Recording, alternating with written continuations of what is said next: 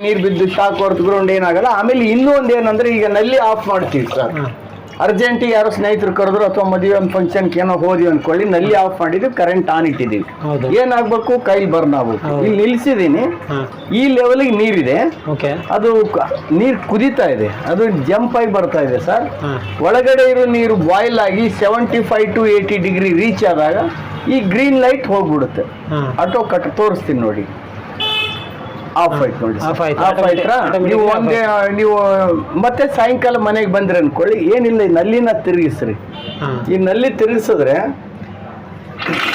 75 to 80 degree reach ಆದ್ಮೇಲೆ ನೋಡಿ ಹೊಗೆ ಬರ್ತಾ ಇದೆ. ಇದು 80 ಡಿಗ್ರಿ ರೀಚ್ ಆದ್ಮೇಲೆ ಆಫ್ ಆಗಿರುತ್ತೆ. ಇದು 1 ಲೀಟರ್ ಅಥವಾ 1.5-2 ಲೀಟರ್ ಹೋದ ನಂತರ ಆಟೋ ಆನ್ ಆಗುತ್ತೆ ಸರ್. ಗ್ರೀನ್ ಇದ್ರೇನೆ ಹಾಟ್ ವಾಟರ್, ಗ್ರೀನ್ ಇಲ್ಲ ಅಂದ್ರೆ ತಣ್ಣೀರೇ. ಗ್ರೀನ್ ಮೀನ್ಸ್ ಬಂತು ನೋಡಿ ಕಾಯಿ. ಅದೇ ರೀತಿ ಆಟೋಮೆಟಿಕ್ಲಿ ಬಿಸಿನೀರು